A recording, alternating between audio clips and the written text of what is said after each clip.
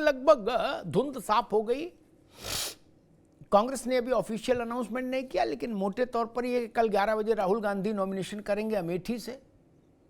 प्रियंका गांधी नहीं लड़ रही हैं, ऐसी खबर आ रही है। तो रायबरेली से अब केएल शर्मा भरे या कोई भरे पर्चा, फिर तो सामान्य घटना है। बीजेपी ने रायबरेली और कैसरगंज दोनों घोषणा कर दी। अब आगे क्या? बीजेपी ने रायबरेली में दिनेश प्रताप सिंह को उतारा है, जो 19 में भी लड़े थे सोनिया जी के विरुद्ध, और कैसरगंज में आधी खुशी आधा गम। ब्रजभूषण को टिकट नहीं, लेकिन ब्रजभूषण के घर से बाहर टिकट नहीं गई। मनीष अग्रवाल। नमस्कार अमिताभ जी। भाजपा से यही उम्मीद थी कि ब्रजभूषण शरण सिंह के घर के बाहर टिकट नहीं जाएगा, महिला पहलवानों के मुद्दे की वजह से, और जो कर्नाटका में अभी हुआ है उसकी वजह से भाजपा ब्रजभूषण शरण सिंह को डायरेक्ट टिकट देने से परहेज कर रही थी। अब अगर हम रायबरेली और अमेठी पे आते हैं, तो अमिताभ जी आपसे अच्छा कौन जानता होगा कि फूलपुर से जवाहरलाल नेहरू जी चुनाव लड़ते थे, उसके बाद वहां से माफिया अतीक अहमद ने चुनाव लड़ा। आज कौन जानता है, कितने लोग जानते हैं कि जवाहरलाल नेहरू जी कहां से चुनाव लड़ते थे? क्या उनसे बड़ा कांग्रेस में कोई नेता था? तो क्यों इतने दिन से जनता को पशुपेश में रखा? आज भी वो टिकट अनाउंस नहीं कर रहे। 2019 में राहुल गांधी हारे थे, वो कोई गलत बात नहीं है, लेकिन आप इतने दिन तक उस टिकट को रोके हुए हो, जनता को क्या मैसेज दे रहे हो? एक मेरा सवाल है जो इसके फॉलो अप सवाल में जाता है। जैसा आप कह रहे हैं, आप बिल्कुल सही कह रहे होंगे, कल राहुल गांधी जी को टिकट मिल जाएगा, वो नॉमिनेशन कर देंगे। क्या उसके बाद वो ये बताना चाहेंगे कि वो जीतेंगे, वो दोनों सीट जीतेंगे? कांग्रेस यही कहेगी हमेशा। तो क्या वो वायनाड रिटेन करेंगे या अमेठी रिटेन करेंगे? कौन नहीं जानता कि वो वायनाड रिटेन करेंगे, क्योंकि उन्हें एक विशेष जाति के वोटों के ध्रुवीकरण को करना है। अब अमेठी की जनता को पहले से ही मालूम है, लड़ने से पहले ही, कि ये जीतने के बाद भी हमको छोड़ के चले जाएंगे। इसीलिए वो जनता जो है स्मृति ईरानी की तरफ ज्यादा आकर्षित है। यही कांग्रेस की स्ट्रैटेजी की गलती है।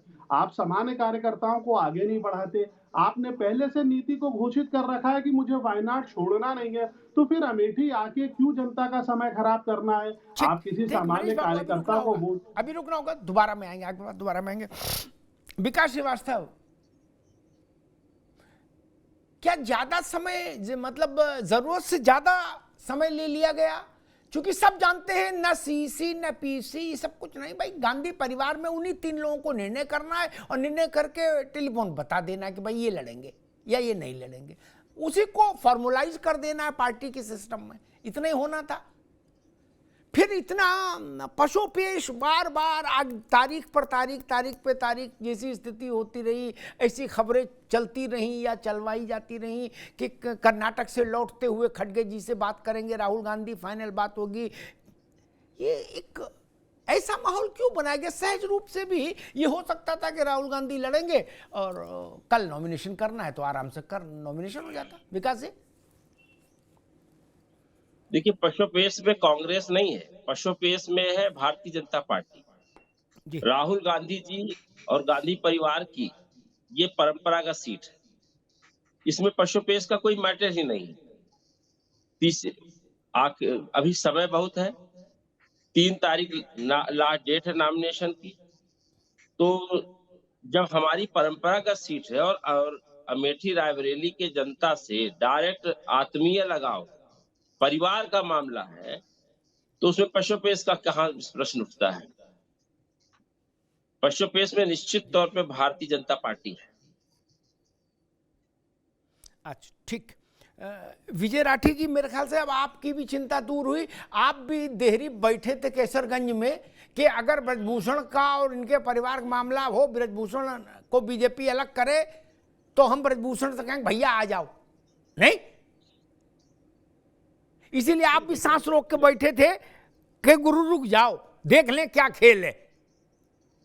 अब मेरे ख्याल से आपको भी घोषित करने में अब तो कोई समस्या नहीं। तो खेल की बात नहीं है अमिताभ जी। हम आवाज आ रही है आपको मेरी? जी आ रही भाई, आ रही जी। देखिए, खेल की बात नहीं है, ये तो स्ट्रेटजी होती है पार्टी की, कब घोषित करना है। हमने तो देखिए मेरठ में, अगर आप देखें, जिस दिन नॉमिनेशन था उस दिन जनरल सीट पे एक एससी समाज के बड़े नेता को हेलीकॉप्टर से टिकट देके आदरणीय अखिलेश यादव जी ने भेज दिया और मेरठ की सीट हम जीत भी रहे हैं। तो ऐसा नहीं है कि हम किसी चीज में, वो सब स्ट्रेटजी होता है। असो पेश में तो भारतीय जनता पार्टी थी। भारतीय जनता पार्टी के दरअसल में हाल ये हो गया था कि उनका करें क्या, क्योंकि जिस तरीके से लेके सहारनपुर से और गुजरात तक एक पर्टिकुलर समाज ने विरोध जताया, उससे इनको लगा कि अगर काट दिया तो शायद भैंस बिल्कुल पानी में ना चली जाए। अभी तो झोड़ के इर्द गिर्द खड़ी थी थोड़ी बहुत। अब हुआ क्या कि अब वही जो आपने कहा कि आधा गम आधी खुशी दे दी, हवेली से बाहर ले जाए तो भी मरे, और अगर रखे तो मुद्दा उठता है। जो पूरा देश जिस पे उबल रहा था, जो बहन बेटियों के साथ जो आरोप लगे थे, जो पूरे देश ने देखा, सब टीवी चैनल पे, सब तमाम मीडिया में चला।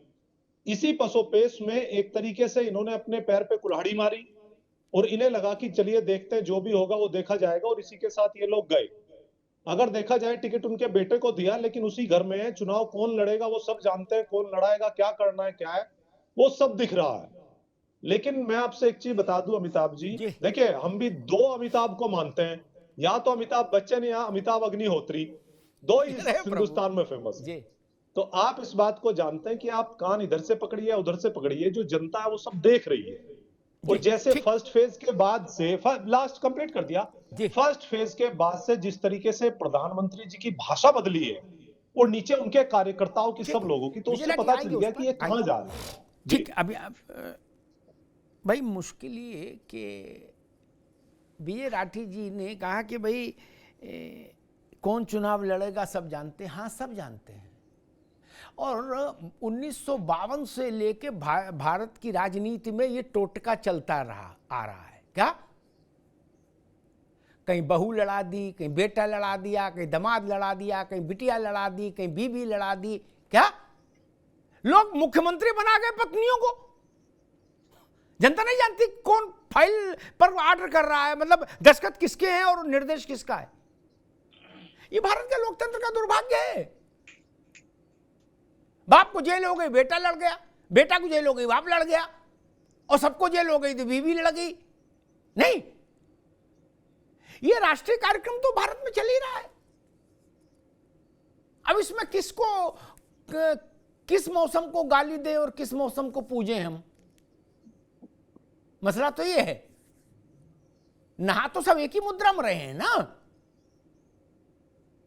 घाट एक है, नहा एक ही उसमें रहे नदी में भैया। तो क्या ब्रजभूषण और क्या दूसरे भूषण, सबकी पार्टियों में भूषण है, आभूषण है। खैर, डॉक्टर अवधेश उपाध्याय, आप भाजपा ने भी कैसरगंज की टिकट अनाउंस करने के बाद राहत की सांस ली होगी, ठंडा पानी पिया होगा, कहा होगा चलो भैया जान छूटी, बवाल खत्म हुआ। नहीं, आफत ही हो गई थी। जितनी मीटिंग कांग्रेस में हो रही थी राहुल गांधी को मनाने के लिए, कि खड़गे जी ने सोनिया जी से बात की, सोनिया जी ने वेणुगोपाल से बात की, वेणुगोपाल ने प्रियंका से की, प्रियंका ने वाड्रा से की, वाड्रा ने राहुल से की, राहुल ने वेणुगोपाल से की। उतनी ही मीटिंग हो रही थी ब्रजभूषण के लिए भी। क्या कि तुम्हें मेरी कसम मान जाओ, बीवी को लड़ा लो, बच्चे को लड़ा लो, चाची से लड़ा लो, कि तुम ना लड़ो, मान जाओ, मान जाओ। नहीं, हमारी मानो, कसम है तुम्हें हमारी मानो। क्या अब आपको भी राहत आई होगी, चलो गुरु जान में जान आई, बवाल कटा। क्या जी देखिए अमिताभ जी, अगर हम बात करें कांग्रेस की, अरे कांग्रेस की बात में करना, यही तो बीमारी। हर पार्टी, जिस पार्टी की प्रवक्ता से पूछो वो कहता मैं दूसरी पार्टी पे पूरा प्रवचन दे लूं। फिर आप पहले अपने ना पहले अपने बोलो, फिर कांग्रेस पे, जनता दल पे, लोक दल पे बाद में। पहले मैं अपने बोलता हूं। देखिए भारतीय जनता पार्टी का जो रणनीति है, जो एक परिवार है भारतीय जनता पार्टी का, वो सब मिलजुल कर निर्णय लेते हैं। इसमें किसी को मनाने की, किसी को रूठने की आवश्यकता पड़ती ही नहीं है। क्योंकि यहाँ क्या है, यहाँ एक बंद कमरे में होकर कोई निर्णय नहीं लिया जाता। जिस तरह से आपने देखा होगा, जो एक पारिवारिक पार्टियां हैं वो एक कमरे में बंद होकर ही निर्णय लेती है, बाहर नाटक दिखाती है कि मैं उससे पूछ रहा हूँ, मैं उससे पूछ रहा हूँ, कोई किसी से नहीं पूछता है। वो केवल एक कमरे में बंद होकर निर्णय लेते हैं। लेकिन भारतीय जनता पार्टी की खासियत ये है, कोई भी यदि निर्णय लिया जाता है तो वो सार्वजनिक रूप से लिया जाता है, उसके लिए कमेटी बनती है, वो कमेटी निर्णय लेती है, और उसमें हर तरह के लोग होते हैं। ये नहीं है एक परिवार के लोग होते हैं। रही बात कांग्रेस पार्टी की, देखिए कांग्रेस पार्टी जो चिंतन इस समय कर रही है, अगर यही चिंतन जब इनका शासन था और जब इनकी अपनी लोकसभा सीट थी, जब ये सत्ता में काबिज थे, उस समय अगर ये अपना वो चिंतन कर लेते तो शायद आज इनको इतना चिंतन और मंथन करने की आवश्यकता नहीं पड़ती। आपको याद है अमिताभ जी, याद दिला दूं आपको, राहुल गांधी ने क्या कहा था, अभी पिछले साल की बात है, कि वायनाड में ज्यादा बुद्धिमान लोग हैं और अमेठी में जो लोग हैं वो थोड़ा कम है, उनमें थोड़ा कम पढ़े लिखे हैं और वायनाड में ज्यादा पढ़े लिखे लोग हैं। अब बताइए किसका अपमान किया राहुल गांधी जी ने। अब राहुल गांधी जी यदि चुनाव लड़ते भी हैं 1% अमेठी से, तो क्या मुंह लेकर जाएंगे अमेठी वालों के पास? भाई भरे मंच से ये बात कहा था, वीडियो पड़ी होगी सोशल मीडिया पर, यूट्यूब पर, सबने देखा होगा। तो अब मैं सोचता हूँ राहुल गांधी अगर 1% जाते भी हैं अमेठी तो क्या मुंह लेकर जाएंगे भैया? 3 बार वहां से सांसद बने अमेठी से, सोनिया गांधी जी बनी रायबरेली से अलग, लेकिन किया क्या? एक ढेले का काम नहीं किया वहां पर। आज अमिताभ जी अमेठी में सैनिक स्कूल है तो भाजपा की देन है वो। आज यदि वहां पर ITI स्कूल खुला है बच्चों के लिए, भाजपा की देन है। आज यदि मेडिकल कॉलेज अमेठी में खुला है तो भाजपा की देन है वो। आज अमेठी की जो जनता है पूरी तरह से भारतीय जनता पार्टी की डबल इंजन की सरकार से खुश है और वो फिर दोबारा से भाजपा को लाना चाहती है अमेठी रायबरेली। अब रुक जाओ भाई, अवधेश जी पूछ रहे थे राहुल जी कौन सा मुंह लेके जाएंगे? अरे यही मुंह लेके जाएंगे और क्या प्लास्टिक सर्जरी कराएंगे? गजब कर रहे हो यार। अरे मैं बहुत होगा, धो लेंगे नॉमिनेशन से निकलने से पहले। ये सब बात का कोई मतलब नहीं। अरे रुको भाई, राजनेताओं के लिए ये समस्या नहीं होती, ये हमारे जैसे लोगों के लिए समस्या है कि अब क्या कहें, तब ऐसा बोला था, अब कैसे ऐसा बोल दें। नेता हर 2 मिनट में कुलाटी मार जाएगा, उसकी सेहत में क्या फर्क भैया? मन की मौज है। जैसे आदमी कपड़ा बदलता वैसे नेता पार्टी नहीं बदल देते।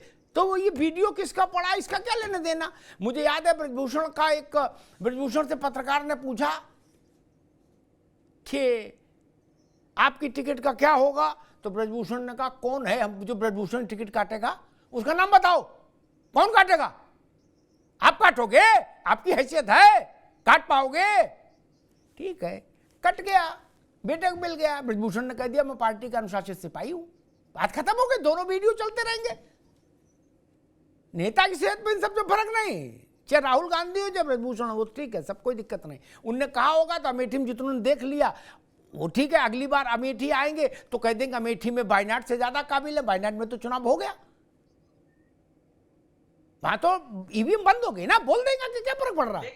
लेकिन एक बात है अमिताभ जी, ठीक, एक बात है, ईवीएम पर सवाल ना उठा देंगे राहुल गांधी जी। क्या कहीं अगर मान लो वायनाड से वो जीत जाते हैं, अमेठी से हार जाते हैं, तो कल को ये ना कहें कि अमेठी की ईवीएम खराब थी। ठीक नहीं, आप किसी भी, ठीक है, रुक जाइए, मनीष जी के पास चलूंगा, लेकिन भाई